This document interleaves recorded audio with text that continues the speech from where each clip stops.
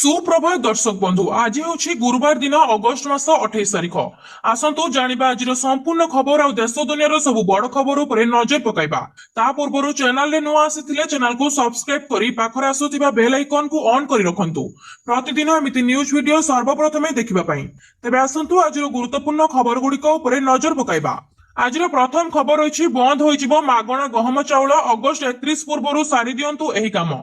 भारत में कोटी कोटी लोकों पाखरे राशन कार्ड अच्छी जहां माध्यम से मागणा राशन एवं अन्य समस्त सुविधा पाती। प्रति मासर कोटा स्थिर कर परिवार को केते राशन दिज्व यह परिवार अंतर्भुक्त लोकों संख्या उपर निर्भर करे। 3 मास मध्य एही काम करंतु। तेबे एबे राशन कार्ड धारकों पई एक बड़ खबर आसीछि। राशन कार्ड रे ई-केवाईसी करबा एबे जरूरी हो जाइछि। 5 वर्षरू अधिक बयसर समस्त लोकंकर केवाईसी करबा जरूरी। जदि यह करा जाय नाही तेबे राशन कार्ड बंद होइजिबो एवं मागणा राशन सुविधा मध्य उपलब्ध हेबो नाही। एथिपाई प्रथमे 30 जून शेष तारिख करा जायछि जहाकू परे 31 अगस्त करा जायतिला। लोकों को ई-केवाईसी पाई 3 मास समय दिया जायछि। जदि एही समय मध्य ई-केवाईसी न करा जाय तेबे राशन कार्ड बंद होइजिबो। सरकार को सूचना देथिले जे 0 रु 5 वर्ष बयसर पिलामानको छाड़ी अन्य समस्त यूनिट पाई ई-केवाईसी करबा बाध्यतामूलक। जदि 3 मासर निर्धारित समय रे ई-केवाईसी करा जाय नाही तेबे संपृक्त यूनिट को राशन कार्ड रु बाद दिया जिवो। सेहिपरि समय रे मध्य रे ई-केवाईसी करूथिबा हिताधिकारी माने परवर्ती मासर पुनर्बार खाद्य शस्य पाइबाकू योग्य हेबे। परवर्ती खबर रही 30 तारिख रे बंद रहिबो स्कूल कॉलेज ऑफिस एवं 3टी जिला पाई छुट्टी घोषणा। 30 तारिख रे 3टी जिले में छुट्टी घोषणा। एही छुट्टी घोषणा कले उत्तरांचल आरडीसी। एही 3 जिले में सुवर्णपुर बलांगीर नुआपड़ा रे समस्त सरकारी कार्यालय एवं स्कूल कॉलेज छुट्टी रहिबो। नुआखाई पाई लोकल हॉलिडे घोषणा होईछि। गतकाली 29 तारिख को सरकार छुट्टी घोषणा होइथिला। एने राजस्व और विपर्यय परिचालना विभाग पक्षरु विज्ञप्ति प्रकाश पाइथिला। नुआखाई पर्व उपलक्षे 29 तारिख छुट्टी रहिबो। सबु सरकारी कार्यालय और मजिस्ट्रियल कोर्ट छुट्टी रहिबो। एथिपाई सेप्टेम्बर 13 तारिख द्वितीय शनिवार कार्य दिवस घोषणा करा जायछि। स्कूल छुट्टी गणपर्व नुआखाई परदिन स्कूल कॉलेज विश्वविद्यालय छुट्टी घोषणा करिसेंति राज्य सरकार। 29 तारिख रे राज्यर सबु स्कूल बंद नहीं गणशिक्षा विभाग विज्ञप्ति प्रकाश पाइछि। परवर्ती खबर रही कटक रेल स्टेशन में भुशुड़िला निर्माणाधीन सेड। कटक स्टेशन में अघटन निर्माण कार्य चली बेले भुशुड़िला सेड। क्षयक्षति कौन घटी ताहार सूचना जना पड़ी नाही। प्लाटफर्म नंबर 1 एभली अघटन घटी। घटनास्थल में उद्धार कार्य जारी रही। स्टेशन नवीकरण काम चलुथिला बेले सेडटी भुशुड़ी पड़ी। कटक स्टेशन में अघटन केउ परिस्थिति घटिला तार तदंत हेबो बोली खोर्धा डिविजन आरडीआरएम प्रदीप कुमार बेहरा सूचना दैछंती। पुराना कोठा भंगा जाउथिला बेले किछि अंश भांगी सेड उपरे पड़िथिला जाफल सेडटी भांगी जाइथिला। वर्तमान पाई प्लाटफर्म 1 एवं 2 रे रेल चलाचल बंद रही। उद्धार काम सरिबा परे रेल चलाचल स्वाभाविक हेबो एवं खोर्धा डिविजन एडीआरएम सूचना दैछंती। परवर्ती खबर रही बढ़िबो चाषी पंजीकरण अवधि घोषणा कले मुख्यमंत्री मोहन चरण माझी। चाषी खुशी खबर वर्तमान सीएम किसान टंका चाषी अकाउंट को जाइछि। किंतु जेउ चाषी एजाई पंजीकरण करिनाहांती सेमानक पई मध्य खुशी खबर रही। सरकार चाषी पंजीकरण अवधि बढ़ाइबाकू योजना करिसेंती। एने मुख्यमंत्री मोहन चरण माझी कहिसेंती सूचना अनुसार केते दिन बढ़िबो खूब शीघ्र घोषणा हेबो बोली मुख्यमंत्री कहिसेंती। आउ सप्ताहे बढ़िबाकू प्रस्ताव देइथिले उप मुख्यमंत्री केभी सिंह देव। उप मुख्यमंत्री प्रस्ताव को ग्रहण करा जाई एवं घोषणा हेबो बोली कहिसेंती मुख्यमंत्री। चाषी को राज्य सरकार को नुआखाई भेटी मिलिछि। चाषी को मिलिला सीएम किसान किस्ती टंका। तृतीय किस्ती प्रदान कले मुख्यमंत्री मोहन चरण माझी। डीबीटी माध्यम चाषी खाता को गला 2000 टंका लेखाएं एवं 1041 कोटी टंकार सहायता राशि प्रदान कले राज्य सरकार। एथिरे 51,54,115 जन चाषी उपकृत होइछंती। परवर्ती खबर अछि सावधान सृष्टि हेला लघुचाप 30 जाए एही जिला को रहिबो वार्निंग। गत किछि दिन हेबो सारा राज्य रे तुहाको तुहा वर्षा जारी रहिछि। ओडिशा उपकूल बंगोपसागर लघुचाप क्षेत्र सृष्टि होइते बेले वर्षार प्रभाव वृद्धि पाइछि। कोरापुट दारिंगबाड़ी एवं मालकानगिरी रे प्रबल वर्षा रेकर्ड करा जाइछि। लघुचाप धीरे धीरे पश्चिम उत्तर पश्चिम दिगरे गति करिबो बोली भुवनेश्वर आंचलिक पाणीपाग केन्द्र सूचना मिलिछि। लघुचाप प्रभाव में राज्य में 30 जाए वर्षा लगी रहिबो। जदि वर्षा हुए गणेश पूजा फिका पड़ी पारे। आज विशेषकर दक्षिण ओडिशा रे प्रबल वर्षा रहिबो। मालकानगिरी प्रबल रु अति प्रबल वर्षा हेबा सहित प्रति घंटा को 30 रु 40 किमी बेगरे पवन बही पारे। କୋରାପୁଟ ଗଞ୍ଜାମ ନବରଙ୍ଗପୁର ଗଜପତି କନ୍ଧମାଳ କଳାହାଣ୍ଡି ନୟାଗଡ଼ ପୁରୀ ଏବଂ ଖୋର୍ଦ୍ଧା ଜିଲ୍ଲାରେ ବିଜୁଳି ଘଡଘଡି ସହ ବର୍ଷା ହୋଇପାରେ। ସମସ୍ତ ଜିଲ୍ଲାକୁ ୟେଲୋ ୱାର୍ଣ୍ଣିଂ ଜାରି କରାଯାଇଛି। ଆସନ୍ତାକାଲି ଦେଖିବା ତାହେଲେ ମାଲକାନଗିରି କୋରାପୁଟ ଗଞ୍ଜାମ ଏବଂ ନବରଙ୍ଗପୁରରେ ପ୍ରବଳ ବର୍ଷା ହୋଇପାରେ। ପରବର୍ତ୍ତୀ ଖବର ଅଛି ବଡ ଅପଡେଟ। ପାଖରେ ଆୟୁଷ୍ମାନ କାର୍ଡ ଥିଲେ ଜାଣି ରଖନ୍ତୁ ଏହି ଗୁରୁତ୍ୱପୂର୍ଣ୍ଣ କଥା। ସାଧାରଣ ଲୋକମାନେ ଆବାଞ୍ଛିତ ରୋଗରୁ ରକ୍ଷା ପାଇବା ପାଇଁ ସ୍ୱାସ୍ଥ୍ୟ ବୀମା ନିଅନ୍ତି, କିନ୍ତୁ ଦେଶର ପ୍ରତ୍ୟେକ ବ୍ୟକ୍ତି ସ୍ୱାସ୍ଥ୍ୟ ବୀମା ନେବାକୁ ଯଥେଷ୍ଟ ସକ୍ଷମ ନୁହନ୍ତି। ସେଥିପାଇଁ ଭାରତ ସରକାର ଆୟୁଷ୍ମାନ ଭାରତ ଯୋଜନା ଚଳାଇଛନ୍ତି। ଏହା ସାରା ଦେଶର ଗରିବ ଏବଂ ଅଭାବୀ ପରିବାର ପାଇଁ ଏକ ବଡ ଆଶ୍ୱସ୍ତି। ଏହି ଯୋଜନା ଅଧୀନରେ ଲୋକଙ୍କୁ ଆୟୁଷ୍ମାନ କାର୍ଡ ଦିଆଯାଏ, ଯାହାର ସୀମା 5 ଲକ୍ଷ ଟଙ୍କା, ଯାହା ଉପରେ ଆପଣ ଦେଶବ୍ୟାପୀ ହଜାର ହଜାର ହସ୍ପିଟାଲରେ ନଗଦହୀନ ଚିକିତ୍ସାରେ ସୁବିଧା ପାଆନ୍ତି। ଅନେକ ସମୟରେ ଲୋକମାନେ ଭାବନ୍ତି ଯେ ଏହାକୁ କେତେଥର ବ୍ୟବହାର କରାଯାଇ ପାରିବ ଏବଂ ପ୍ରତ୍ୟେକ ରୋଗ ପାଇଁ ମାଗଣା ଚିକିତ୍ସା ଉପଲବ୍ଧ କି ନାହିଁ। ଆୟୁଷ୍ମାନ କାର୍ଡର ବର୍ଷରେ କେତେଥର ମାଗଣା ଚିକିତ୍ସା କରାଯାଇ ପାରିବ, ଏଥିପାଇଁ କୌଣସି ସୀମା ସ୍ଥିର କରାଯାଇଛି କି? ଆସନ୍ତୁ ଜାଣିବା। ଆୟୁଷ୍ମାନ ଭାରତ ଯୋଜନାରେ ଅଧୀନରେ ପ୍ରତ୍ୟେକ ପରିବାରକୁ ବାର୍ଷିକ ଚିକିତ୍ସାର ଏକ ନିର୍ଦ୍ଦିଷ୍ଟ ସୀମା ଦିଆଯାଇଛି। ଏହି ସୀମା ମଧ୍ୟରେ ଆସୁଥିବା ଖର୍ଚ୍ଚର ସମ୍ପୂର୍ଣ୍ଣ ଭାର ସରକାର ବହନ କରନ୍ତି। ଯୋଜନା ଅନୁଯାୟୀ ଏକ ପରିବାର ବର୍ଷରେ ସର୍ବାଧିକ 5 ଲକ୍ଷ ଟଙ୍କା ପର୍ଯ୍ୟନ୍ତ ମାଗଣା ଚିକିତ୍ସା ପାଇପାରିବ। ଏହି ସୀମାରେ ହସ୍ପିଟାଲରେ ଭର୍ତ୍ତି, ଅପରେସନ, ପରୀକ୍ଷା ଏବଂ ଔଷଧ ଭଳି ଖର୍ଚ୍ଚ ଅନ୍ତର୍ଭୁକ୍ତ। ପରବର୍ତ୍ତୀ ଖବର ରହିଛି ଶ୍ରୀ ଜଗନ୍ନାଥ ମନ୍ଦିର ପରିଚାଳନା କମିଟି ପୂର୍ଣ୍ଣ ଗଠିତ। 10 ଜଣଙ୍କୁ ମନୋନୀତ କଲେ ସରକାର। 11 ମାସ ପରେ ପୂର୍ଣ୍ଣ ଗଠିତ ହୋଇଛି ଶ୍ରୀମନ୍ଦିର ପରିଚାଳନା କମିଟି। ରାଜ୍ୟ ସରକାର ଆଜି 10 ଜଣ ସଦସ୍ୟଙ୍କୁ ମନୋନୀତ କରିବା ପରେ ଏ ସଂକ୍ରାନ୍ତ ବିଜ୍ଞପ୍ତି ପ୍ରକାଶ ପାଇଛି। ଏମାନେ ହେଲେ ସିଂହାରୀ ନିଜଗୁରୁ ମଧୁସୂଦନ ସିଂହାରୀ, ପୂଜା ପଣ୍ଡା ନିଜଗୁରୁ ଜଗନ୍ନାଥ ପୂଜା ପଣ୍ଡା, ଦୈତାପତି ନିଜଗୁରୁ ଗଣେଶ ଦାସ ମହାପାତ୍ର ଓ ପ୍ରତିହାରୀ ନିଜଗୁରୁ ରାମନାରାୟଣ ଗୋଚିକାର, ମୁକ୍ତି ମଣ୍ଡପରୁ ସିଦ୍ଧେଶ୍ୱର ମହାପାତ୍ର, ସୁଆର ମହାସୁଆର ନିଜଗୁରୁ କୃଷ୍ଣଚନ୍ଦ୍ର ସାମନ୍ତରାୟ ଏମାନଙ୍କୁ କମିଟିକୁ ମନୋନୀତ କରାଯାଇଛି। ସେହିଭଳି ବଳରାମକୋଟ ମଠ ମହନ୍ତ ରଘୁବୀର ଦାସ ମହାରାଜ, ପୂର୍ବତନ ରାଜ୍ୟପାଳ ତଥା ସିଏଜି ଗିରିଶ ଚନ୍ଦ୍ର ମୁର୍ମୁ ଓ ବିଶ୍ୱ ହିନ୍ଦୁ ପରିଷଦର ଓଡ଼ିଶା ପ୍ରାନ୍ତ ଅଧ୍ୟକ୍ଷ ଅନୁଗୁଳ ମହେଶ କୁମାର ସାହୁ ଏବଂ ଚାର୍ଟାର୍ଡ ଆକାଉଣ୍ଟ A.K. ସାବତଙ୍କୁ ସଦସ୍ୟ ଭାବେ କମିଟିରେ ନିଆଯାଇଛି। 2024 ସେପ୍ଟେମ୍ବର 13 ତାରିଖରେ ଶ୍ରୀମନ୍ଦିର ପରିଚାଳନା କମିଟିର କାର୍ଯ୍ୟକାଳ ଶେଷ ହୋଇଥିଲା। ଅବଧି ସରିବା ପରେ 3 ମାସ ପୂର୍ବରୁ ଏହାର ପୁନର୍ଗଠନ ପ୍ରକ୍ରିୟା ଆରମ୍ଭ ହେବା କଥା, ହେଲେ ପ୍ରାୟ ବର୍ଷେ ଗଡ଼ିଯିବାରୁ ଏ ପ୍ରକାର ଅଚଳାବସ୍ଥା ସୃଷ୍ଟି ହୋଇଥିଲା। ରତ୍ନ ଭଣ୍ଡାର ଗଣତି ମଣତି ଠାରୁ ଆରମ୍ଭ କରି ନୀତିକାନ୍ତି ଶୃଙ୍ଖଳା ପର୍ଯ୍ୟନ୍ତ ଅନେକ ନିଷ୍ପତ୍ତିକୁ ନେଇ ପ୍ରଶ୍ନବାଚୀ ସୃଷ୍ଟି ହୋଇଥିଲା। କେବଳ ସେତିକି ନୁହେଁ, ଶ୍ରୀମନ୍ଦିରରେ ଧାଡି ଦର୍ଶନ ପାଇଁ ପ୍ରସ୍ତାବ ରହିଛି। ପରବର୍ତ୍ତୀ ଖବର ରହିଛି ଚାଷୀଙ୍କୁ ମିଳୁନି ରିହାତି ସାର, ଚଢା ଦରରେ ବିକ୍ରି କରୁଛନ୍ତି ବ୍ୟବସାୟୀ। କୃଷି ଓ କୃଷକର ବିକାଶ ପାଇଁ କେନ୍ଦ୍ର ଓ ରାଜ୍ୟ ସରକାର ଅନେକ ଯୋଜନା କାର୍ଯ୍ୟକାରୀ କରୁଛନ୍ତି, ହେଲେ ତୃଣମୂଳ ସ୍ତରରେ ଚାଷୀଙ୍କ ଦୁଃଖ ଦ୍ୱିଗୁଣିତ ହୋଇଛି। କୃଷି ବିଭାଗ ପକ୍ଷରୁ ଚାଷୀଙ୍କୁ ସରକାରୀ ରିହାତି ଦରରେ ବିହନ, ସାର, ଔଷଧ, ସ୍ପ୍ରେ ମେସିନ, କୃଷି ଯନ୍ତ୍ରପାତି ଯୋଗାଇ ଦେବାକୁ ବିପୁଳ ଅର୍ଥ ବ୍ୟୟବରାଦ ହୋଇଛି। କେନ୍ଦ୍ରାପଡ଼ା ଜିଲ୍ଲା ମହାକାଳପଡ଼ା ବ୍ଲକ ଅଞ୍ଚଳର ଚାଷୀଙ୍କୁ ସରକାରୀ ରିହାତି ଦରରେ ସାର ଔଷଧ ମିଳୁନି ବୋଲି ଅଭିଯୋଗ କରିଛନ୍ତି। ଅପରପକ୍ଷରେ ଖରିଫ ଋତୁରେ ଚାଷୀମାନେ ସରକାରୀରେ ସାର ନଥିବାରୁ ବାଧ୍ୟ ହୋଇ ଖୋଲା ବଜାରରୁ ବିଭିନ୍ନ କିସମର ସାର ଚଢା ଦରରେ କିଣୁଛନ୍ତି। ଗ୍ରୋମର 1900ରୁ 2000 ଟଙ୍କା, ଡିଏପି 1600, ୟୁରିଆ ପ୍ୟାକେଟ ପିଛା 500ରୁ 600 ଟଙ୍କା ଦେଇ କିଣୁଥିବାକୁ ଦେଖିବାକୁ ମିଳିଛି। ତେବେ କୃଷି ବିଭାଗ ଉପରିସ୍ଥିତ ଅଧିକାରୀ ଦାୟିତ୍ୱହୀନତା ଯୋଗୁଁ ଚାଷୀମାନେ ମୁଣ୍ଡରେ ହାତ ଦେଇ ବସିଲେଣି ବୋଲି ଗୋଚ୍ଛାୟତ ପାଣ୍ଡବ ବେହେରା, ସଦାଶିବ ରାଉତ, ବାବାଜୀ ସେଠୀ, ଜଗବନ୍ଧୁ ରାଉତ, ଶିଶିର ସ୍ୱାଇଁ ପ୍ରମୁଖ ଅଭିଯୋଗ କରିଛନ୍ତି। କୃଷି ବିଭାଗ ଅଧିକାରୀମାନେ ସମ୍ପୃକ୍ତ ଚାଷୀମାନଙ୍କ ପ୍ରତି ଧ୍ୟାନ ଦେବାକୁ କୁହାଯାଇଛି। ମହାକାଳପଡ଼ା ବ୍ଲକରେ 28,000 ହେକ୍ଟର ଜମିରେ ଖରିଫ ଧାନ ଚାଷ ସହିତ ଅନ୍ୟ ଫସଲ ଅମଳ ହେଉଛି। ସେଥିମଧ୍ୟରୁ 7,000 ହେକ୍ଟର ଜମିରେ ଜଳସେଚନ ସୁବିଧା ରହିଛି, ହେଲେ ଚାଷ ଜମି ଶେଷ ମୁଣ୍ଡରେ କେନାଲ ଜଳ ପହଞ୍ଚି ପାରୁନି ବୋଲି ଚାଷୀମାନେ କହୁଛନ୍ତି। ଏବେ ଲଘୁଚାପ ବର୍ଷା ଯୋଗୁଁ ଉଚ୍ଚ ଓ ଖାଲୁଆ ଜମିରେ ପାଣି ରହିଛି। ବର୍ଷା ଛାଡିବା ପରେ ସାର କେଉଁଠୁ ଆଣି ଜମିରେ ପକାଇବେ ବୋଲି ଚାଷୀଙ୍କୁ ଚିନ୍ତା ଘାରିଛି। ପରବର୍ତ୍ତୀ ଖବର ରହିଛି ବିପର୍ଯ୍ୟୟ ମୁକାବିଲା କରିବ ମୁଖ୍ୟମନ୍ତ୍ରୀ ସଡକ, ଗାଁରେ ନିର୍ମାଣ ହେବ ସହର ଭଳି ରାସ୍ତା, ସହରର ରାସ୍ତା ଭଳି ହେବ ଗ୍ରାମ୍ୟ ରାସ୍ତା। ବନ୍ୟା ଓ ବାତ୍ୟା ଭୟ ଥିବା ଜିଲ୍ଲାଗୁଡିକ ବିପର୍ଯ୍ୟୟ ମୁକାବିଲା ପାଇଁ ପକ୍କା ରାସ୍ତା ନିର୍ମାଣ ହେବ। ଏଥିପାଇଁ 5 ବର୍ଷରେ 1,000 କୋଟି ଟଙ୍କା ଖର୍ଚ୍ଚ ହେବ।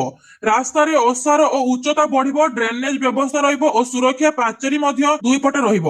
ବନ୍ୟା ବାତ୍ୟା ପ୍ରଭାବିତ 15 ଜିଲ୍ଲାରେ ଚକାଚକ ହେବ ରାସ୍ତା। ମୁଖ୍ୟମନ୍ତ୍ରୀ ସଡକ ଯୋଜନାରେ ଏଭଳି ରାସ୍ତା ନିର୍ମାଣ କରିବା ପାଇଁ ସରକାରୀ ଯୋଜନା କରିଛନ୍ତି।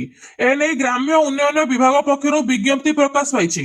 5 ବର୍ଷରେ ନିର୍ମାଣ ହେବ 500 କିଲୋମିଟର ଗାଁ ରାସ୍ତା, ଖର୍ଚ୍ଚ ହେବ 1,000 କୋଟି। 2025 ରୁ 26 ରେ 50 କୋଟିର 2 ଆର୍ଥିକ ଆବଶ୍ୟକ ଏବଂ 200 କୋଟି ଲେଖାଏଁ ଖର୍ଚ୍ଚ ହେବ। 2028 ରୁ 29 ରେ 250 କୋଟି ଓ ଶେଷ ବର୍ଷ 300 କୋଟି ଖର୍ଚ୍ଚ ହେବ। ପୂର୍ବରୁ ବାରମ୍ବାର ନଷ୍ଟ ହୋଇଥିବା ରାସ୍ତା ଏହି ଯୋଜନାରେ ସାମିଲ ହେବ। ପୁରୀ, ଖୋର୍ଦ୍ଧା, କଟକ, କେନ୍ଦ୍ରାପଡ଼ା, ଜଗତସିଂହପୁର, ଭଦ୍ରକ, ବାଲେଶ୍ୱର, ଗଞ୍ଜାମରେ ରହିଛି ବାତ୍ୟା ଭୟ। ସେହିଭଳି ମାଲକାନଗିରି, କୋରାପୁଟ, ରାୟଗଡା, ସମ୍ବଲପୁରରେ ବନ୍ୟା ଭୟ ଅଧିକ ରହୁଛି। ତେଣୁ ଏହି ଜିଲ୍ଲା ଗୁଡିକର ତଳିଆ ରାସ୍ତାକୁ ଟାର୍ଗେଟ କରାଯାଇଛି। କାରଣ ବନ୍ୟା ଓ ବାତ୍ୟା ଯୋଗୁଁ ଏହି ଜିଲ୍ଲାରେ ରାସ୍ତା ଅଧିକ ପ୍ରଭାବିତ ହୋଇଥାଏ। ବିଶେଷ କରି ଡାକ୍ତରଖାନା, ଶିକ୍ଷାନୁଷ୍ଠାନ, ବଜାର ଓ ଅନ୍ୟ ଜରୁରୀ ସେବାରେ ଯାତାୟାତ ଲାଗି ବ୍ୟବହୃତ ରାସ୍ତାକୁ ପ୍ରାଥମିକ ଦିଆଯିବ। ପରବର୍ତ୍ତୀ ଖବର ରହିଛି ଶ୍ରୀମନ୍ଦିର ସୁରକ୍ଷାକୁ ଚ୍ୟାଲେଞ୍ଜ, ପୁଣି ପଶିଲା ହିଡେନ କ୍ୟାମେରା, ଭିଡିଓ ଉତ୍ତୋଳନ ବେଳେ ଧରାପଡିଲେ ଯୁବକ। ଶ୍ରୀମନ୍ଦିର ସୁରକ୍ଷା ମାନଙ୍କୁ ବାରମ୍ବାର ଚ୍ୟାଲେଞ୍ଜ ଦେଉଛି ଅମାନିଆ। ମନ୍ଦିର ଭିତରେ ପୁଣି ପଶିଲା ହିଡେନ କ୍ୟାମେରା। ଚଷମାରେ ହିଡେନ କ୍ୟାମେରା ଲଗାଇ ସୁଟିଂ କରୁଥିବା ବେଳେ ଧରା ପଡିଲେ ଯୁବକ। ଘଣ୍ଟି ଦ୍ୱାରା ନିକଟରେ ଅଭିଯୁକ୍ତଙ୍କୁ ଧରିଛି ଜେଟିପି। ଏହାପରେ ସିଂହଦ୍ୱାର ଥାନାରେ ଜିମା ଦେଇଛନ୍ତି। ହିଡେନ କ୍ୟାମେରା ନେଇ ମନ୍ଦିର ମଧ୍ୟ ପ୍ରବେଶ କରିଥିବା ବ୍ୟକ୍ତି ଜଣକ ପଶ୍ଚିମବଙ୍ଗ 24 ପ୍ରଗଣା ଅଞ୍ଚଳର ଅରୁପ୍ରାୟ ବୋଲି ଜଣାପଡିଛି।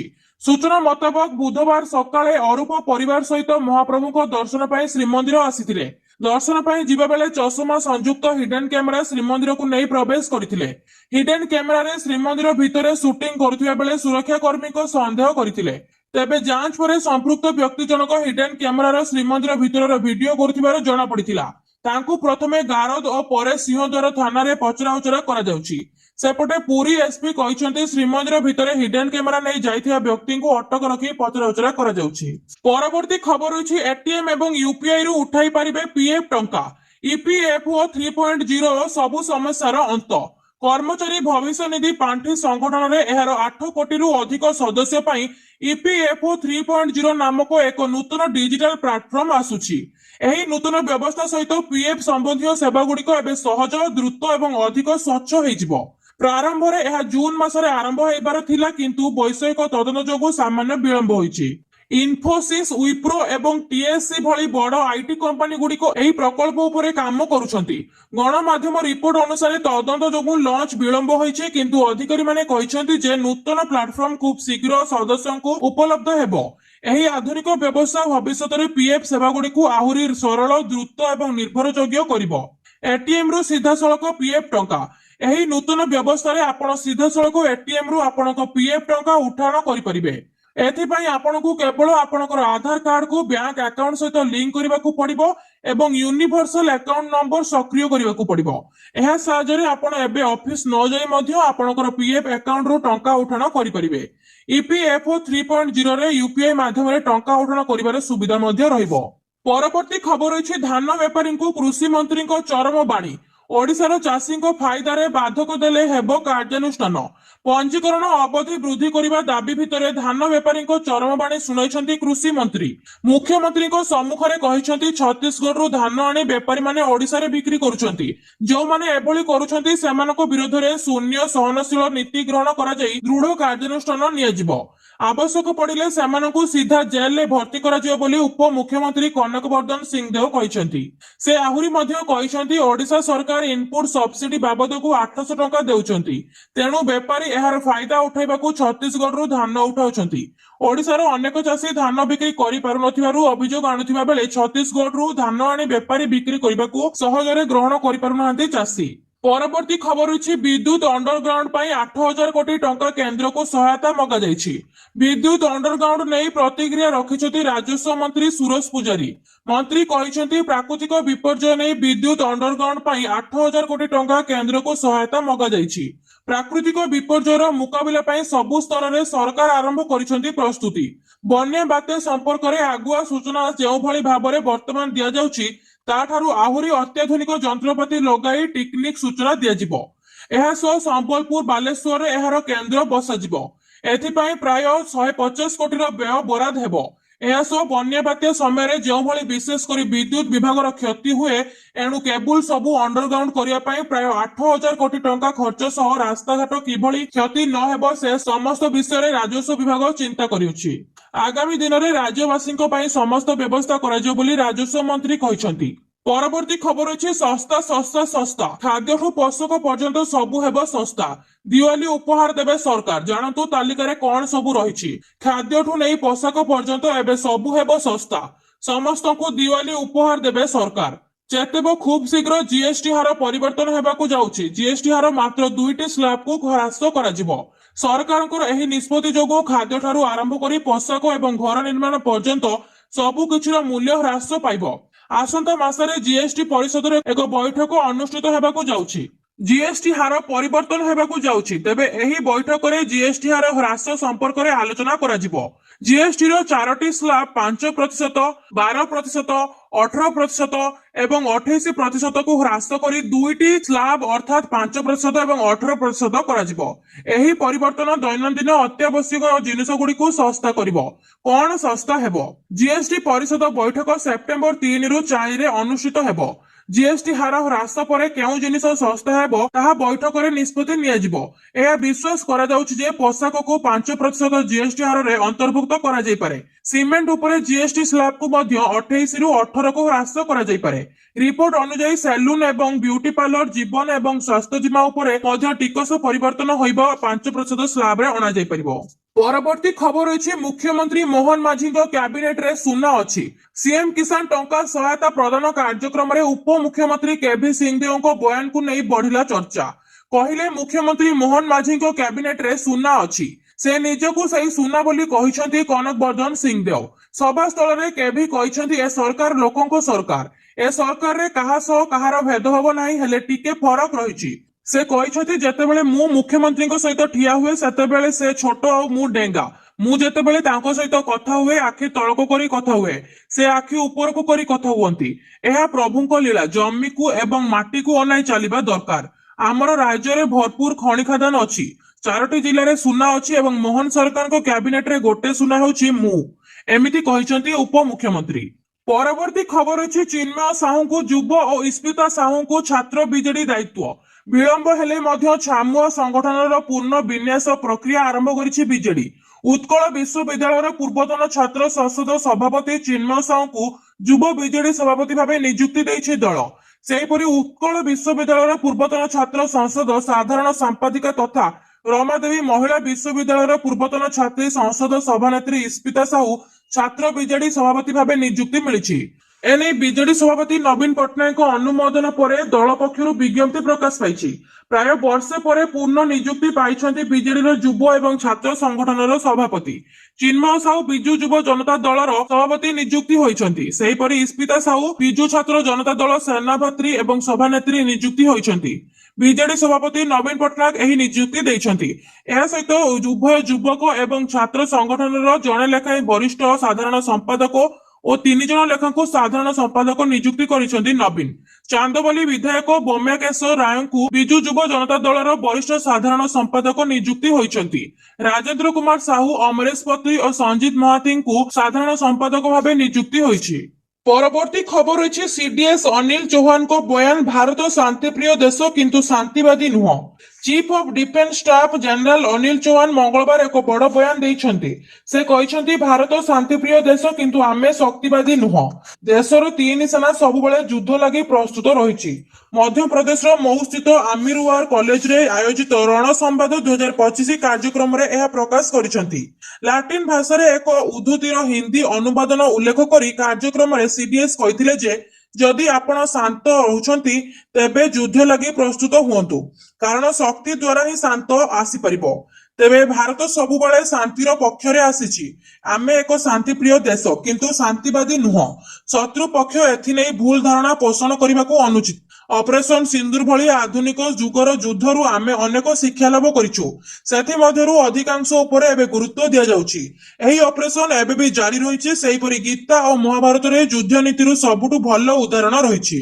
ଚାଣକ୍ୟଙ୍କର ନୀତି ଚନ୍ଦ୍ରଗୁପ୍ତଙ୍କ ବିଜୟ ଆଣିଦେଇଥିଲା। ଚାଣକ୍ୟ କହିଛନ୍ତି ଶକ୍ତି ଓ ଉତ୍ସାହ ଯୁଦ୍ଧ ନୀତି ଲାଗି ଗୁରୁତ୍ୱପୂର୍ଣ୍ଣ। ଶାସ୍ତ୍ର ଓ ଅସ୍ତ୍ର ଏ ଉଭୟକୁ ଏକା ସଙ୍ଗରେ ପାଳନ କରିବା ଆବଶ୍ୟକତା ରହିଛି।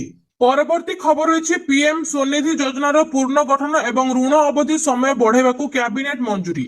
ପ୍ରଧାନମନ୍ତ୍ରୀ ଶ୍ରୀ ନରେନ୍ଦ୍ର ମୋଦିଙ୍କ ଅଧ୍ୟକ୍ଷତାରେ ଅନୁଷ୍ଠିତ କେନ୍ଦ୍ର କ୍ୟାବିନେଟ ବୈଠକରେ ପ୍ରଧାନମନ୍ତ୍ରୀ ଉଠା ଦୋକାନୀ ଆତ୍ମନିର୍ଭର ନିଧି ଯୋଜନାର ପୂର୍ଣ୍ଣ ଗଠନ ଏବଂ ଋଣ ଅବଧିକୁ 31 ଡିସେମ୍ବର 2024 ଠାରୁ ଆଗକୁ ବଢାଇବାକୁ ଅନୁମୋଦନ କରିଯାଇଛି। ଏହି ଯୋଜନାରେ ମୋଟ ବ୍ୟୟବରାଦ 7,332 କୋଟି ଟଙ୍କା। पुनर्गठित योजनार लक्ष्य होची 50 लक्ष नुआ हिताधिकारी समेत 1.15 कोटी टंका हिताधिकारी लाभ पहुंचाइब। ଏହି ଯୋଜନାକୁ କାର୍ଯ୍ୟକାରୀ କରିବାର ଦାୟିତ୍ୱ ଆବାସ ଓ ସହରାଞ୍ଚଳ ବ୍ୟାପାର ମନ୍ତ୍ରାଳୟ ଓ ଆର୍ଥିକ ସେବା ବିଭାଗ ଉପରେ ମିଳିତ ଭାବରେ ନ୍ୟସ୍ତ ରହିବ। ଡିଏଫ୍ଏସ୍ ର ଭୂମିକା ହେବ ବ୍ୟାଙ୍କ ଆର୍ଥିକ ପ୍ରତିଷ୍ଠାନ ଏବଂ ସେଗୁଡ଼ିକ ତୃଣମୂଳ ସ୍ତରୀୟ ଅଧିକାରୀଙ୍କ ମାଧ୍ୟମରେ ଋଣ ବା କ୍ରେଡିଟ୍ କାର୍ଡ ଉପଲବ୍ଧତାକୁ ସହଜ କରିବ। ପରବର୍ତ୍ତୀ ଖବର ଅଛି ପୋଷ୍ଟ ଅଫିସର ଆରଡି ସ୍କିମରେ 60 ମାସ ପାଇଁ ମାସିକ 6000 ଜମା କଲେ ଏକାଥରେ କେତେ ଟଙ୍କା ମିଳିବ? ପୋଷ୍ଟ ଅଫିସରେ 5 ବର୍ଷ କିମ୍ବା 60 ମାସର ଏକ ରେକରିଂ ଡିପୋଜିଟ୍ ସ୍କିମ୍ ରହିଛି, ଯେଉଁଥିରେ ଆପଣ ପ୍ରତି ମାସରେ ଏକ ନିର୍ଦ୍ଦିଷ୍ଟ ପରିମାଣ ଜମା କରି ବହୁତ ଟଙ୍କା ରୋଜଗାର କରିପାରିବେ। ଏହି ଯୋଜନାରେ ପ୍ରତି ମାସରେ ସର୍ବନିମ୍ନ 100 ଟଙ୍କା କିମ୍ବା 10 ଟଙ୍କାର ଗୁଣିତକରେ ଯେକୌଣସି ପରିମାଣ ନିବେଶ କରାଯାଇପାରିବ। ନିବେଶର କୌଣସି ସର୍ବାଧିକ ସୀମା ନାହିଁ। ପୋଷ୍ଟ ଅଫିସର ଏହି ଆରଡି ଆକାଉଣ୍ଟରେ ଜମା ହୋଇଥିବା ଟଙ୍କା ଉପରେ ଆପଣଙ୍କୁ ନିଶ୍ଚିତ ରିଟର୍ଣ୍ଣ ମିଳିବ। ଏହା ସହିତ ଆପଣଙ୍କର ଟଙ୍କା ସୁରକ୍ଷିତ, କାରଣ ଏହା ଭାରତ ସରକାରଙ୍କ ଏକ ସଞ୍ଚୟ ଯୋଜନା। ଆପଣ ଏହି ଯୋଜନାରେ ଦୀର୍ଘ ସମୟ ଧରି ଛୋଟ ପରିମାଣରେ ଜମା କରି ଏକ ବଡ଼ ପରିମାଣର ଆୟ ସୃଷ୍ଟି କରିପାରିବେ। ବର୍ତ୍ତମାନ ପୋଷ୍ଟ ଅଫିସରେ 5 ବର୍ଷର ଆରଡି ଆକାଉଣ୍ଟ ଉପରେ 6.7 ବାର୍ଷିକ ସୁଧ ପ୍ରଦାନ କରାଯାଉଛି। ଆପଣ ସମ୍ପୃକ୍ତ ପୋଷ୍ଟ ଅଫିସରେ ଆବେଦନ କରି 5 ବର୍ଷ ପରେ ଆପଣଙ୍କର ପୋଷ୍ଟ ଅଫିସ ଆରଡି ଆକାଉଣ୍ଟକୁ ଆଉ 5 ବର୍ଷ ପାଇଁ ବୃଦ୍ଧି କରିପାରିବେ। ଯଦି ଆପଣ ପୋଷ୍ଟ ଅଫିସ ଆରଡି ଯୋଜନାରେ 60 ମାସ ପାଇଁ ବାର୍ଷିକ 6000 ଟଙ୍କା ଜମା କରନ୍ତି, ତେବେ ହିସାବ ଅନୁସାରେ ଆପଣ ଶେଷରେ ଆପଣଙ୍କ ମୋଟ 4,28,197 ଟଙ୍କା ହେବ। ଏଥିରେ ଆପଣଙ୍କ ଦ୍ୱାରା ନିବେଶ କରାଯାଇଥିବା 3,60,000 ଏବଂ ସୁଧ ଭାବରେ ପ୍ରାପ୍ତ 68,197 ରାଶି ଅନ୍ତର୍ଭୁକ୍ତ ହେବ। ପରବର୍ତ୍ତୀ ଖବର ଅଛି ଆସିଲା ଖୁସି ଖବର, ଏହି ମହିଳାମାନଙ୍କୁ ପୁଣି ମିଳିବ ସୁଭଦ୍ରା ଟଙ୍କା। ହଁ ଦର୍ଶକ ବନ୍ଧୁ, ଆସିଲା ବଡ ଖବର, ସୁଭଦ୍ରା ତୃତୀୟ କିସ୍ତି ଓ ଦ୍ୱିତୀୟ କିସ୍ତି ଯାହାର ଆସିନି, ତେବେ ତାଙ୍କୁ ମିଳିବ ଏହି ଦିନ 10,000 ଟଙ୍କା। ଏହାକୁ ଘୋଷଣା କରିଛନ୍ତି ଉପମୁଖ୍ୟମନ୍ତ୍ରୀ ପ୍ରଭାତୀ ପରିଡା। ସୁଭଦ୍ରା ଯୋଜନାକୁ ନେଇ ଆସିଲା ବଡ ଅପଡେଟ୍, ଖୁବ୍ ଶୀଘ୍ର ମିଳିବାକୁ ଯାଉଛି ସୁଭଦ୍ରା କିସ୍ତି 10,000 ଟଙ୍କା। ଯେଉଁମାନେ ଏପର୍ଯ୍ୟନ୍ତ ପାଇନାହାନ୍ତି ତାଙ୍କୁ ଏଥର ମିଳିବ 10,000। 2 ଲକ୍ଷରୁ ଅଧିକ ନୂତନ ହିତାଧିକାରୀଙ୍କୁ 9 ତାରିଖରେ ମିଳିଥିଲା ସୁଭଦ୍ରା ଟଙ୍କା 5,000 ଏବଂ ଯେଉଁମାନେ ପ୍ରଥମ କିସ୍ତି ପାଇନଥିଲେ ସେମାନଙ୍କୁ 10,000 ଏକାଥରେ ମିଳିଥିଲା। ସେହିଦିନ 200 କୋଟି ଟଙ୍କା ବାଣ୍ଟିଛନ୍ତି ମୁଖ୍ୟମନ୍ତ୍ରୀ। ଏକାଥରେ 3ଟି କିସ୍ତିରେ 15,000 ଟଙ୍କା ପାଇଥିଲେ ମହିଳା। ଉପମୁଖ୍ୟମନ୍ତ୍ରୀ ପ୍ରଭାତୀ ପରିଡା ଏହି ଅବସରରେ କହିଥିଲେ ଯେ ମହିଳା ସଶକ୍ତ ହେଲେ, ବ୍ୟବସ୍ଥା ସୁଦୃଢ ହେଲେ ଦେଶର ବିକାଶ ହେବ। ଏହି ଷଷ୍ଠ ପର୍ଯ୍ୟାୟରେ ଯେଉଁ ମହିଳାମାନେ ମାର୍ଚ୍ଚ 31 ସୁଦ୍ଧା ଆବେଦନ କରିଥିଲେ ଏବଂ ଯୋଗ୍ୟ ବିବେଚିତ ହୋଇଥିଲେ, ସେମାନେ ଏହି ଆର୍ଥିକ ସହାୟତା ପାଇଛନ୍ତି, ଯାହା ସେମାନଙ୍କର ଆର୍ଥିକ କାରବାରକୁ ସହଯୋଗ କରିବ। ଏବଂ ଯେଉଁମାନେ ବର୍ତ୍ତମାନ ସୁଦ୍ଧା ବି ସୁଭଦ୍ରା ଯୋଜନାରୁ ଟଙ୍କା ନ ପାଇ ବଞ୍ଚିତ ଅଛନ୍ତି, ସେମାନଙ୍କୁ ଆସନ୍ତା 24 ତାରିଖରେ ଏକାଥରେ 3ଟି କିସ୍ତିର 15,000 ଟଙ୍କା ମିଳିବ। ଆପଣମାନେ ସୁଭଦ୍ରା ଟଙ୍କା ପାଇଛନ୍ତି କି ନାହିଁ ଆମକୁ କମେଣ୍ଟ କରି ନିଶ୍ଚୟ ଜଣାନ୍ତୁ। ପରବର୍ତ୍ତୀ ଖବର ଅଛି ଆସିଲା ଖୁସି ଖବର, ଶୀଘ୍ର କରନ୍ତୁ ଏହି କାମ। ଯୋଉ ଚାଷୀଙ୍କୁ ଗତକାଲି 27 ତାରିଖରେ ମିଳିନି ସିଏମ କିଷାନ 2,000 ଟଙ୍କା, ତାଙ୍କୁ ପୁଣି ଏହି ଦିନ ମିଳିବ 2,000 ଟଙ୍କା। ହଁ ଦର୍ଶକ ବନ୍ଧୁ, କୃଷକଙ୍କ ପାଇଁ ଖୁସି ଖବର, ଖୁବ୍ ଶୀଘ୍ର ଆସିବାକୁ ଯାଉଛି ସିଏମ କିଷାନ ଟଙ୍କା 2,000। ଆସନ୍ତା ମାସ ସମୟରେ ଟଙ୍କା ଆସିବ ବୋଲି ଚାଷୀମାନଙ୍କ ମୁହଁରେ ଖୁସି ଖେଳିଯାଇଛି। ରାଜ୍ୟର ପ୍ରାୟ 54 ଲକ୍ଷ ଚାଷୀଙ୍କ ଆକାଉଣ୍ଟକୁ 2,000 ଟଙ୍କା ଲେଖାଏଁ ପଠାଇବେ ସରକାର। ସିଏମ କିଷାନ ଯୋଜନାରେ ବର୍ଷକୁ 2ଟି କିସ୍ତିରେ ଚାଷୀଙ୍କୁ ମିଳୁଛି 4,000। ନୂଆଖାଇ ଓ ଅକ୍ଷୟ ତୃତୀୟରେ 2ଟି କିସ୍ତିରେ 4,000 ଦେବାକୁ ନିଷ୍ପତ୍ତି ନେଇଛନ୍ତି ସରକାର। ଏଥର 2,000 ଦେବେ ଆଉ ତାପରେ ଗୋଟେ କିସ୍ତିରେ 2,000 ଦେବେ। ସେହିପରି ପିଏମ କିଷାନ ଯୋଜନାରେ ବର୍ଷକୁ 3ଟି କିସ୍ତିରେ ମିଳୁଛି 6,000 ଟଙ୍କା। ଏହି ଯୋଜନାରେ ସମସ୍ତ ଚାଷୀ ତଥା ଭୂମିହୀନ ପିଏମ କିଷାନ ଯୋଜନାରେ ଅନ୍ତର୍ଭୁକ୍ତ ଚାଷୀ ମଧ୍ୟ ସହାୟତା କରିପାରିବେ। ଚାଷୀମାନେ ନୂଆ ଭାବେ ସିଏମ କିଷାନ ଯୋଜନାରେ ସାମିଲ ହେବା ପାଇଁ ପୋର୍ଟାଲ ମଧ୍ୟ ଆବେଦନ କରିପାରିବେ। ଆପଣମାନେ ସିଏମ କିଷାନ ଟଙ୍କା ପାଇଛନ୍ତି କି ନାହିଁ ଆମକୁ କମେଣ୍ଟ କରି ନିଶ୍ଚୟ ଜଣାନ୍ତୁ। ପରବର୍ତ୍ତୀ ଖବର ଅଛି ଶ୍ରେୟସ ଆୟର ହେବେ ଟିମ୍ ଇଣ୍ଡିଆର କ୍ୟାପ୍ଟେନ। T20 ଦଳରେ ମିଳିବ ସ୍ଥାନ। ଯେତେବେଳେ ଶ୍ରେୟସ ଆୟର ଏସିଆ କପ୍ ପାଇଁ ଟିମ୍ ଇଣ୍ଡିଆରେ ସ୍ଥାନ ମିଳିନଥିଲା, ଚୟନକର୍ତ୍ତାଙ୍କ ନିଷ୍ପତ୍ତିକୁ ବହୁତ ସମାଲୋଚନା କରିଥିଲେ। ହେଲେ ଏବେ ଏହି ଖେଳାଳିଙ୍କୁ ନେଇ ଏକ ବଡ ଖବର ସାମ୍ନାକୁ ଆସିଛି। ବର୍ତ୍ତମାନ ଏହି ଖେଳାଳିଙ୍କ ବିଷୟରେ ଦାବି କରାଯାଉଛି ଯେ ଆୟର କେବଳ ଟିମ୍ ଇଣ୍ଡିଆର T20 ଦଳକୁ ଫେରିବେ ନାହିଁ, ବରଂ ସେ ଗୋଟିଏ ଫର୍ମାଟରେ ଭାରତର ଅଧିନାୟକ ମଧ୍ୟ ହେବେ। ଏହି ଦାବି ପ୍ରସିଦ୍ଧ ଜ୍ୟୋତିଷ ଗ୍ରୀନଷ୍ଟୋନ ଲବ କରିଛନ୍ତି, ଯିଏ ଆୟରଙ୍କ ଭବିଷ୍ୟତ ବିଷୟରେ ଏକ ଆଶ୍ଚର୍ଯ୍ୟଜନକ ଭବିଷ୍ୟବାଣୀ କରିଛନ୍ତି। ଲବଙ୍କ ଅନୁସାରେ ଆୟର ନିଶ୍ଚିତ ଭାବରେ 2026 T20 ବିଶ୍ୱକପ୍ ଏବଂ 2027 ୱାନଡେ ବିଶ୍ୱକପ୍ ଖେଳିବେ। ଫେରିବେ ଶ୍ରେୟସ ଆୟର। ଗ୍ରୀନଷ୍ଟୋନ ଲବଙ୍କ ଟାଇମ୍ସ ଅଫ ଇଣ୍ଡିଆକୁ କହିଥିଲେ, ଶ୍ରେୟସ ଆୟରଙ୍କ ଜନ୍ମ 1994 ମସିହାରେ ହୋଇଥିଲା। ତାଙ୍କ କୁଣ୍ଡଳୀରେ ପ୍ଲୁଟୋ ଆଉ ଏକ ଉଚ୍ଚ ସ୍ଥାନରେ ଅଛନ୍ତି, ନେପଚୁନ ମଧ୍ୟ ଏକ ଉଚ୍ଚ ସ୍ଥାନରେ ଅଛନ୍ତି। ପ୍ଲାନେଟ ଏକ୍ସ, ପ୍ଲାନେଟ ଜେଡ୍ ଏବଂ ଚିରନ ଏକ ବହୁତ ଦୃଢ ସ୍ଥିତିରେ ଅଛନ୍ତି। ତାଙ୍କର କୁଣ୍ଡଳୀ ଏତେ ଶକ୍ତିଶାଳୀ ଯେ ସେ କେବଳ ଭାରତୀୟ ଦଳକୁ ଫେରିବେ ନାହିଁ, ବରଂ ସେ ଗୋଟିଏ ଫର୍ମାଟରେ ଦେଶକୁ ଅଧିନାୟକ ମଧ୍ୟ କରିପାରିବେ। ପରବର୍ତ୍ତୀ ଖବର ଅଛି 100 ବର୍ଷ ଧରି ସମୁଦ୍ରରେ ଘୁରି ବୁଲୁଛି ଏହି ଭୂତ ଜାହାଜ। ସମୁଦ୍ରରେ ବିଭିନ୍ନ ପ୍ରକାର ରହସ୍ୟ ଲୁଚି ରହିଛି, ଆଉ ଏକ ଯେପରି ଭୟଙ୍କର ସେହିପରି ଚମତ୍କାର ମଧ୍ୟ। ଏହାର ଗଭୀରତାରେ ଲୁଚି ରହିଛି ଅନେକ ରହସ୍ୟ। ବୁଡି ଯାଇଥିବା ଜାହାଜ ଏବଂ ଭୟଙ୍କର କାହାଣୀ ମଣିଷକୁ ଭୟଭୀତ କରି ଆସିଛି। ଏହି ରହସ୍ୟ ମଧ୍ୟରୁ ଗୋଟିଏର ନାମ ହେଉଛି SS ଭାଲେନ୍ସିଆ। ଏହା ଏକ ଜାହାଜ ଯାହାର କାହାଣୀ ଆତ୍ମାକୁ ଥରାଇ ଦିଏ। କୁହାଯାଏ ଯେ ଜାହାଜଟି ଗନ୍ତବ୍ୟ ସ୍ଥଳରେ ପହଞ୍ଚି ନଥିଲା, ମଝି ସମୁଦ୍ରରେ ବୁଡି ଯାଇଥିଲା ଏବଂ ବର୍ତ୍ତମାନ ଏହାର ଆତ୍ମା ସମୁଦ୍ର ମଝିରେ ଘୁରି ବୁଲୁଛି। ଏହି ଜାହାଜ ସହିତ ଜଡିତ ଘଟଣା ଗୁଡିକ ଏତେ ଭୟଙ୍କର ଯେ ଏହାକୁ ବିଶ୍ୱର ସବୁଠାରୁ ଭୟଙ୍କର ଏବଂ ଭୂତ ଜାହାଜ ମଧ୍ୟରୁ ଗୋଟିଏ ବୋଲି ବିବେଚନା କରାଯାଏ। SS ଭାଲେନ୍ସିଆର ଇତିହାସ। SS ଭାଲେନ୍ସିଆ 1882 ମସିହାରେ ଆମେରିକାରେ ନିର୍ମିତ ଏକ ଯାତ୍ରୀବାହୀ ଜାହାଜ ଥିଲା। ଏହାକୁ ମୂଳତଃ ଯାତ୍ରୀ ଏବଂ ମାଲ ପରିବହନ ପାଇଁ ଡିଜାଇନ କରାଯାଇଥିଲା। ପ୍ରାରମ୍ଭରେ ଏହି ଜାହାଜ ଦକ୍ଷିଣ ଆମେରିକାର ସମୁଦ୍ର ପଥ ଦେଇ ଯିବା ଆସିବା କରୁଥିଲା, କିନ୍ତୁ ପରେ ଏହା ଆମେରିକା ଏବଂ କାନାଡା ମଧ୍ୟରେ ଚାଲିବା ଆରମ୍ଭ କଲା। ଜାହାଜଟି ଶକ୍ତିଶାଳୀ ଥିଲା, କିନ୍ତୁ ଏହାର ଗତି ବହୁତ ଅଧିକ ନଥିଲା। କୁହାଯାଏ ଯେ ଭାଲେନ୍ସିଆକୁ ଶୀଘ୍ର ନିର୍ମାଣ କରାଯାଇଥିଲା ଏବଂ ଏହାର ଡିଜାଇନ ବିଷୟରେ ଅନେକ ପ୍ରଶ୍ନ ଉଠିଥିଲା।